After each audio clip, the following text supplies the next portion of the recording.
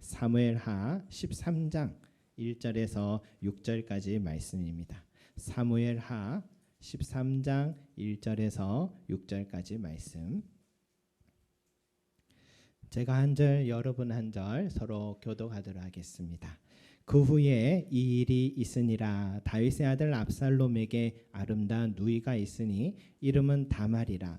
다윗의 다른 아들 암논이 그를 사랑하나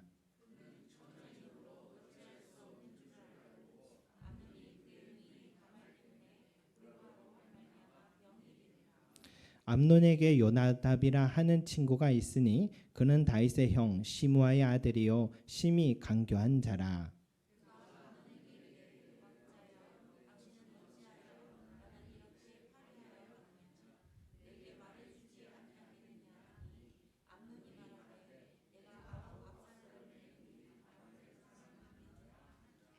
요나답이 그에게 이르되 침상에 누워 병든 채 하다가 내 아버지가 너를 보러 오거든 너는 그에게 말하기를 원하건대 내 누이 다말이 와서 내게 떡을 먹이되 내가 보는 데에서 떡을 차려 그의 손으로 먹여주게 하옵소서 하라 하니 암논이 곧 누워 병든 채 하다가 왕이 와서 그를 볼 때에 암논이 왕께 아뢰되 원하건대 내 누이 다말이 와서 내가 보는 데에서 과자 2개를 만들어 그의 손으로 내게 먹여 주게 하옵소서 하니 아멘.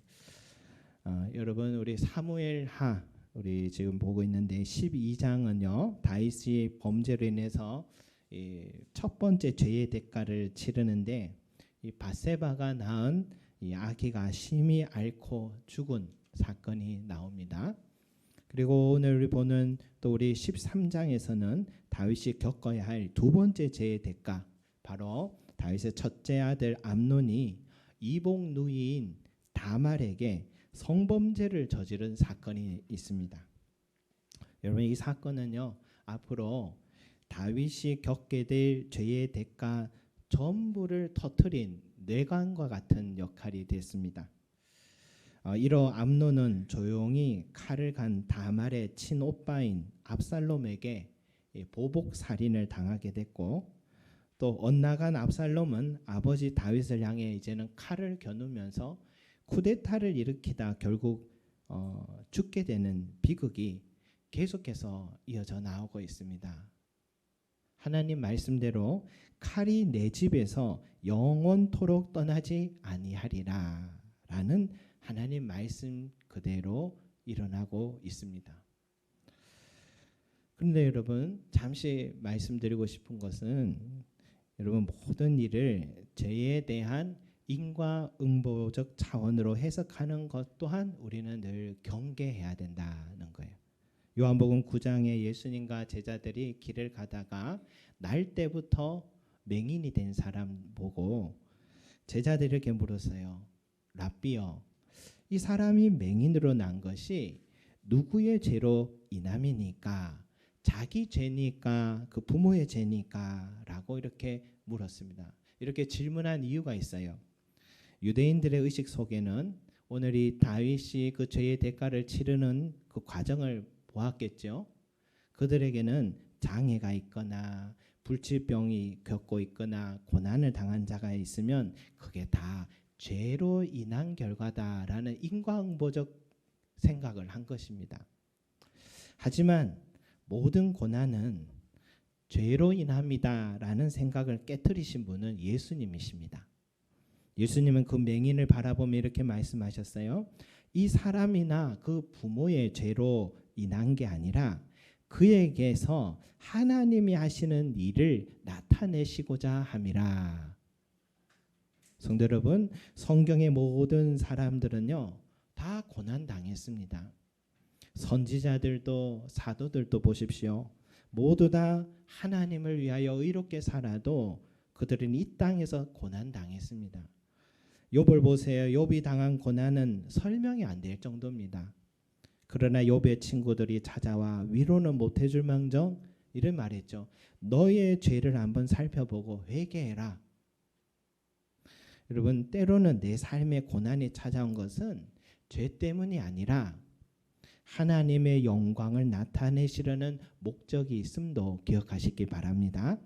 그런 의미에서요, 내 삶을 다른 형제들의 삶을 이런 잣대로 판단하는 또한 잘못은 없기를 바랍니다.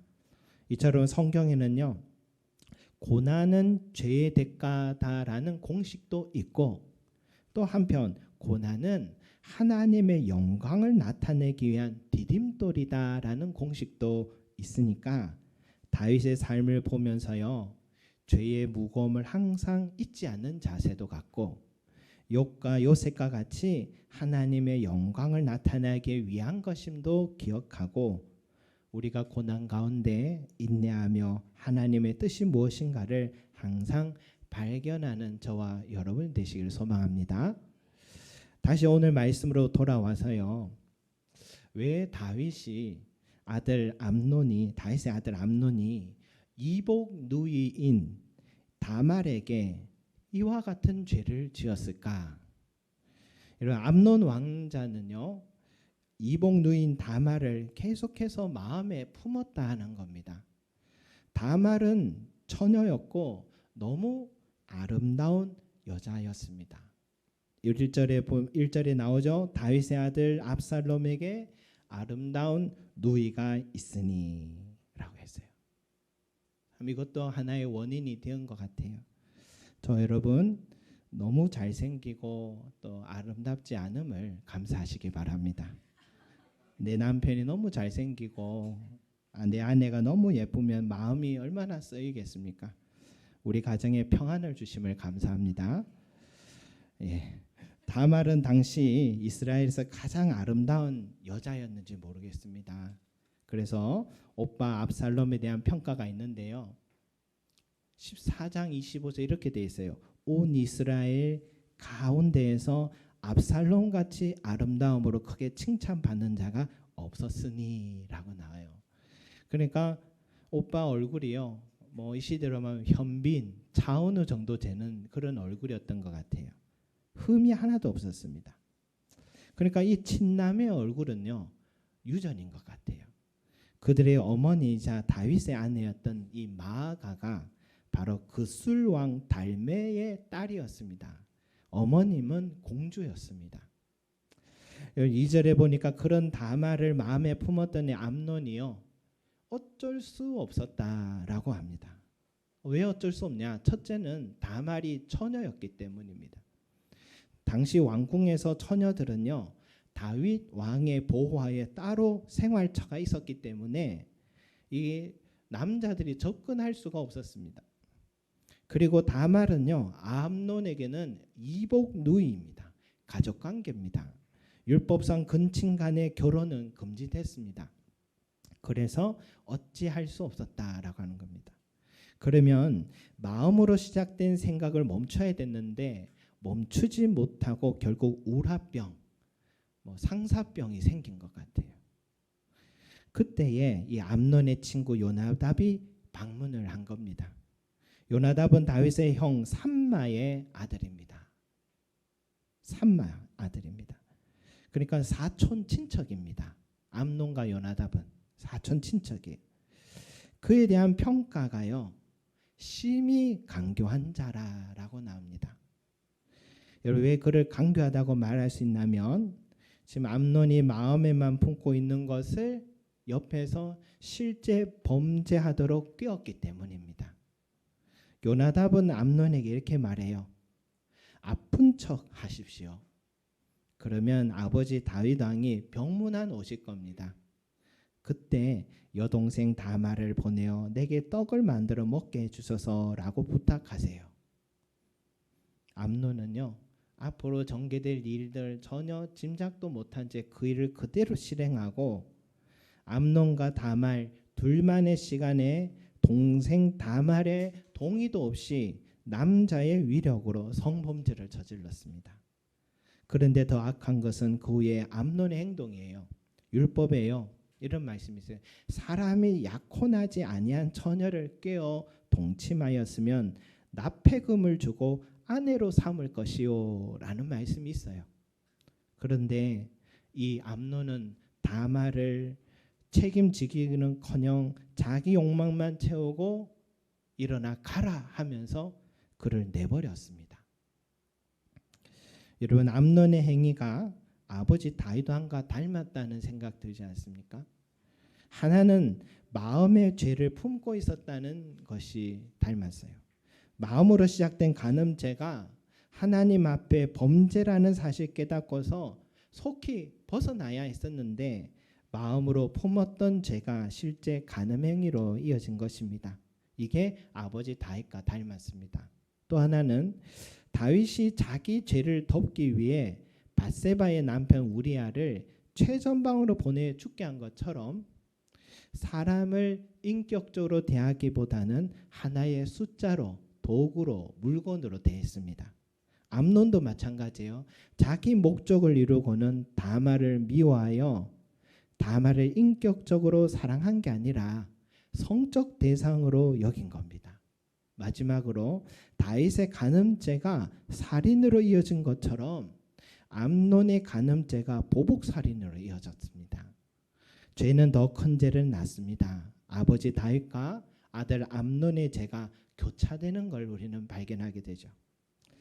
이처럼 암논의 죄에 대해서는요, 우리 지난 시간까지 아버지 다윗의 죄를 살핌으로 우리가 교훈을 얻었기 때문에 반복하지 않겠지만 이 암논의 죄가 촉발된 중요한 이유 중 하나를 오늘 한번 살펴보고자 합니다.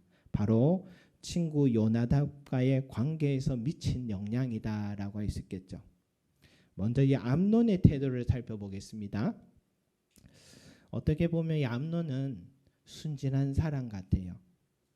아리따운 다말을 보고 싶은데 어떻게 해야 될지 몰라서 전전긍긍하는 좀 뭐랄까요, 순진한 사람 같아요. 서열상 이제 왕세자가 될 사람인데 다윗은 항상 저놈에게 내가 이 나라를 어떻게 맡길 수 있을까 참 걱정할 만큼 참 여러 가지 좀 부족해 보였던 그런 모습이 보였던 것 같아요. 아픈 척 할 때는 다윗이 직접 찾아왔을 정도로 아픈 손가락 같은 사람 같아요. 그런 암논이요, 심히 강교한 요나답과 가까이 한 게 이제 문제가 된 것입니다. 그의 말을 분별 없이 듣고 그대로 실행한 거, 이게 이제 문제가 된 것 같아요. 예수님은 이렇게 말씀하셨죠. 너희는 뱀같이 지혜롭고 비둘기같이 순결하라 라고 이렇게 말씀하셨잖아요. 어쩌면 그는 비둘기같이 순결한지는 몰라도 뱀같이 지혜롭지 못한 사람이었던 것 같아요. 여러분, 어른들도 세상 살아보고는 이런 말 많이 하잖아요. 사람이 너무 착하기만 하면 안 된다고, 너무 착하기만 하면 못 산다 그런 말 하잖아요. 세상에 강교한 사람들이 많기 때문에, 속을 수 있기 때문에 그렇게 말하는 거죠. 저와 여러분들 이 세상 살아가면서요, 참 사람에 대한 분별력, 이 말에 대한 분별력을 갖는 것이 참 중요한 것 같습니다. 이 사기 당하는 사람들 보면은 이 사기꾼만 탓할 게 못 되죠. 이번에는 안 당해야지 하고 또 당합니다. 이 사람에 대한 분별력이 없고 말에 대한 분별력이 없기 때문인데요. 이단에 빠진 사람들도 이단 단체와 교주만을 탓할 게 못합니다. 그들은 이단에 또 빠질 가능성이 또 있습니다. 2차 대전에 관한 다큐멘터리를 이렇게 보는데 대범하게 유럽 전역을 전쟁터로 만든 독일 국민들이요, 결국 패배의 쓴 잔을 마셔야 됐습니다. 패전 후에 비참한 죄의 대가를 치르는 장면을 보여주면서 다큐멘터리의 나레이션은 이렇게 말합니다. 풍요를 안겨주리라는 히틀러의 말을 믿었지만 결국 먼지만 안겨주었다. 독일 국민들이요, 히틀러의 선동하는 말을 분별하지 못했기 때문에 그런 비참한 결과를 갖게 된 거죠. 여러분, 비둘기같이 순결하기만 하는 암논에게 필요한 것은 뱀 같은 지혜로움이었습니다. 뱀 같은 지혜로움이 있었으면 요나답이 그럴듯하게 말해도요, 필터링해서 들었을 겁니다. 아니, 그 사람을 아주 멀리 했을 것입니다. 그걸 하지 못해서 죄로 도구로 쓰임받는 안타까운 생을 살게 된 거죠. 성도 여러분, 내 옆에 어떤 사람을 친구로 삼고 있습니까? 지혜로운 사람을 가까이 하고 있습니까? 잘하고 계십니다. 그러나 더 중요한 것은요, 내 안에 뱀 같은 지혜로움을 가지는 것입니다. 요즘 주식이 5천이 되었다. 저는 잘 몰라서 그냥 5천만 들립니다. 그런 대단한 수치 같아요. 그러니까 불장일 때 투자해야 된다면서 젊은 사람들이요, 영끌을 해서 투자를 해서 지금 위험에 처했다는 뉴스를 듣게 돼요. 요즘 금값이 치솟고 있다 하니까 젊은 사람들이 금은방에 줄을 서고 있다는 뉴스를 보게 돼요. 그 뉴스 보고 그 다음 날 보니까 금값이 또 떨어졌다는 뉴스를 또 보았습니다. 젊은이들만 아닙니다, 여러분. 휴대폰만 켜면 온통 현혹하고 범죄하게 하는 일이 너무 많고, 모처럼 전화나 문자가 와서 보면은 보이스피싱이 너무 많아요. 인생 경험 많은 어른들도 다 속아 넘어갈 때가 있습니다. 어느 시대보다 더 지혜가 필요한데, 그것도 내 안에 지혜가 없으면, 내 안에 분별력이 없으면 암논과 같이 내가 죄를 짓고 있는지도 모르고 넘어지는 것입니다. 그러면 어떻게 해야지 지혜로운 자가 뱀 같은 지혜로움을 우리가 갖게 될까? 여러분, 마귀가 제일 먼저 현혹한 인류의 첫 사람이 누굽니까? 아담과 하와잖아요. 아담과 하와는 가장 지혜로운 자였어요. 사실은 모든 동식물의 이름을 아담이 지어줬으니까. 그런데 이 마귀가요, 뱀의 형상으로 다가와서 제일 먼저 물었던 것이 하나님의 말씀이었어요. 하나님 말씀을 조금만 비틀어서 말해주니까 분별력을 또 갖지 못하고 선악과를 따먹어 버렸습니다. 그들이 그 어떤 달콤한 말보다도 하나님 말씀을 중심으로 두었더라면 그들은 흔들리지 않고 유혹에서 벗어났을 것입니다. 광야에서 40일 금식 후 사탄의 유혹을 예수님 받았을 때 예수님께서 정확한 성경 말씀으로 마귀의 유혹을 이기셨다라는 걸 기억해야 돼요. 사람이 떡으로만 살 것이 아니라 하였느니라. 신명기 8장 3절 말씀입니다. 주 너의 하나님께 경배하고 다만 그를 섬기라 하였느니라. 신명기 6장 13절 말씀. 주 너의 하나님을 시험하지 말라 하였느니라. 신명기 6장 16절 말씀이죠. 여러분, 암논이 율법의 말씀 마음에 두었더라면 그는 요나답의 간교한 말을 분별했을 것이고 더 이상 죄의 자리에 발을 놓지 않았을 것입니다. 지혜로움은요, 어디에서 오냐? 이 성경 말씀을 내 삶의 기준으로 삼고 말씀대로 판단하고 선택하고 행하는 것, 이것이 지혜로움의 출발인 것입니다. 항상 연말이면은 우리 교회에 성경 일독하신 분들께 성경책을 선물하잖아요. 특히 올해는요, 딱 두 분에게는 성경 일독 선물을 일찍 하기로 했습니다. 한 분은 우리 박병현 장로님이시고 또 박금찬 집사님이십니다. 박병현 장로님은 우리 사랑하는 딸 우리 미찌 자매가 한국에 와서 함께 예배 드리는 것이 너무 감사하고 기쁩니다. 그래서 성경책을 선물하고자 마음을 갖고 계시더라고요. 이제 한 6월이면 일독할 것 같다 하시더라고요. 그래서 교회에서도 일찍 선물을 드려서 우리 미찌 자매가 성경을 가질 수 있도록 교회에서 또 생각하고 있습니다. 우리 박금찬 집사님도 벌써 구약을 다 읽고 이제 신약을 읽으면 설 명절쯤에 일독할 것 같다 해서 우리 박금찬 집사님이 성경 읽는다는 자체가 천국에서는 잔치가 벌어질 일 같아서 교회에서는 성경을 선물하리라 합니다. 다른 분들은 연말에만 드리겠습니다. 교회도 상황이 있습니다. 예. 바울은 성경 속에 담긴 지혜와 능력을 이렇게 말씀하셨어요. 모든 성경은 하나님의 감동으로 된 것으로 교훈과 책망과 바르게 함과 의로 교육하기에 유익하니라고 했어요. 이 성경은요, 세상의 거짓 소리들 속에서 나를 바르게 해주고 나를 의롭게 해준다라고 지켜준다고 분명히 말씀하셨어요. 이 성경 말씀 마음에 담아두고 말씀의 삶의 기준이 된 바로 그 사람이 이 세상에서 지혜로운 자가 되는 것입니다. 성도 여러분, 지혜로운 자를 가까이 하는 일도 좋은 일이지만 무엇보다도 내가 지혜로운 자가 되기를 소망합니다. 말씀으로 늘 가까이 하셔서 말씀대로 선택해 보십시오. 그러면 내 삶은 형통해질 줄 믿습니다. 또 한편 심히 강교한 자 요나답에 대해서도 한번 이 시간 묵상해 보기를 바랍니다. 여러분, 요나답은 처음부터 강교한 자는 아니었을 것입니다. 태어날 때부터 악한 사람은 없기 때문이죠. 여기에 나오는 이 강교함이라는 단어는요, 본래는 지혜로움이라는 단어와 같은 어원을 갖고 있었습니다. 여러분, 지혜로움은요, 요나답이 가진 장점이었습니다. 은사였습니다. 그런데 그 지혜로움이요, 욕심을 갖거나 자기 뜻을 관철하려 할 때는 강교함으로 바뀌는 것입니다. 요나답이 어떤 욕심을 가졌나요? 그가 보기에는 암논이요, 다윗 왕의 이 왕좌리를 이어갈 자라고 생각한 겁니다.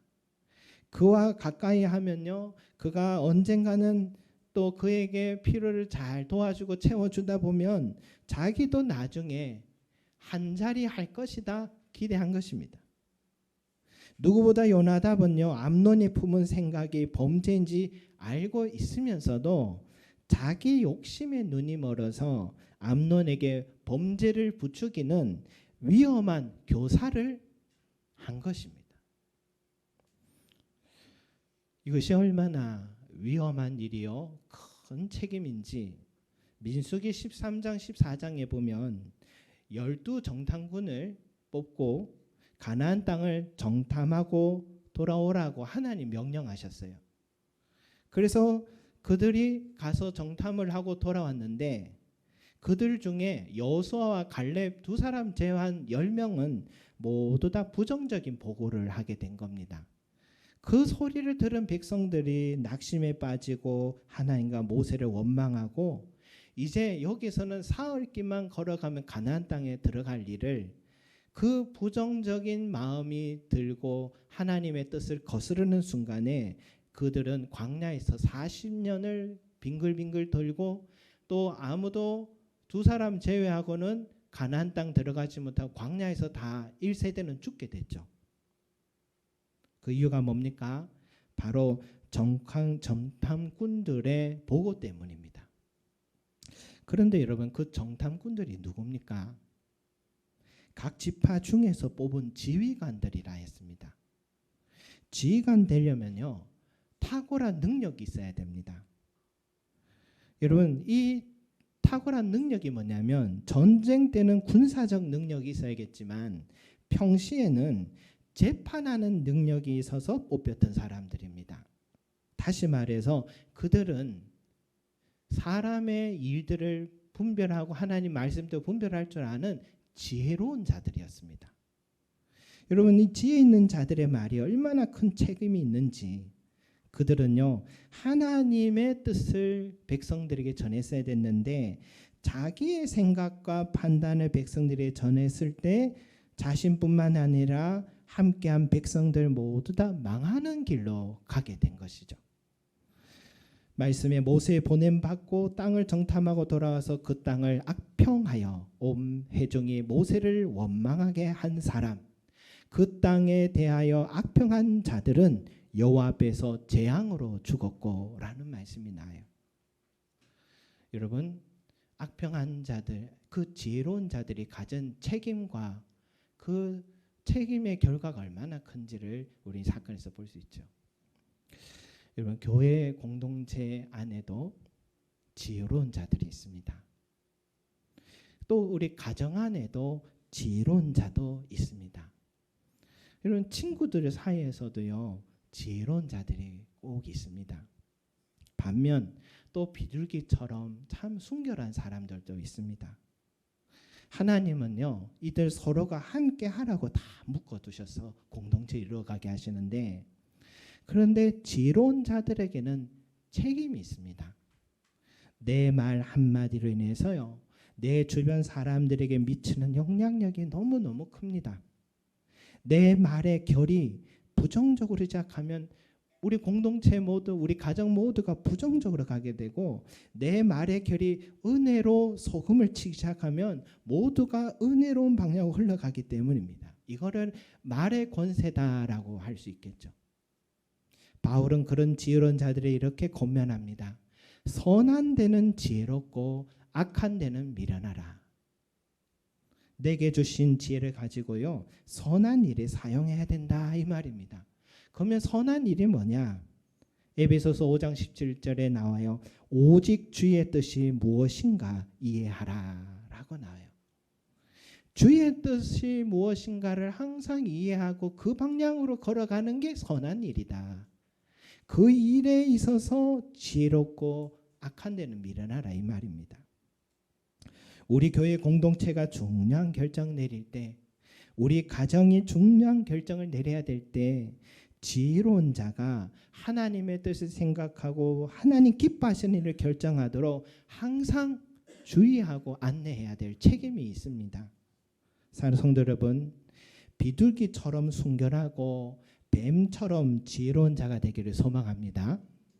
암논은요, 비둘기처럼 순결한 기만 했고, 요나답은 뱀처럼 지혜롭기만 했습니다. 비둘기처럼 순결한 자도 말씀 안에서 뱀처럼 지혜롭기 위해 힘써야 하고, 뱀처럼 지혜롭기만 한 사람도 말씀 안에서 비둘기처럼 순결하고자 노력해야 합니다. 그랬다면 암논과 요나답은 그들의 만남은 잘못된 만남이 되지 않았을 것입니다.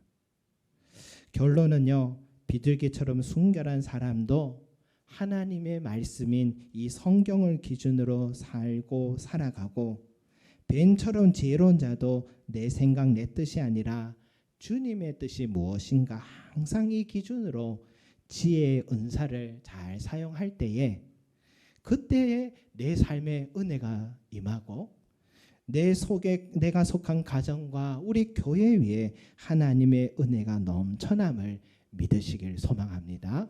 기도드리겠습니다. 사랑과 은혜가 풍성하신 우리 아버지 하나님, 우리 주님께서 우리에게 비둘기처럼 순결하고 뱀처럼 지혜로라고 했습니다. 선한 데는 지혜롭고 악한 데는 미련하라 했습니다. 오직 주의 뜻이 무엇인가 이해하라 하였습니다. 하나님 아버지, 우리에게 각자에게 은사를 주셨는데, 그 은사는 하나님 우리가 함께 아름다운 교회와 가정과 우리 삶을 세워가라고 주신 은사인 줄 믿습니다. 그러나 모든 자들은 그 기준이 하나님 말씀이 되게 하여 주시옵소서. 하나님의 말씀을 기준으로 삼고 하나님의 말씀과 하나님의 뜻이 무엇인가를 항상 민감하게 깨우쳐서 그 뜻대로 걸어가게 하여 주시옵소서. 그래서 순결한 자는 지혜롭게 하여 주시고 지혜로운 자는 순결한 자가 되게 하여 주셔서 하나님께 영광 올려드리는 우리 교회가 되기를 소망합니다.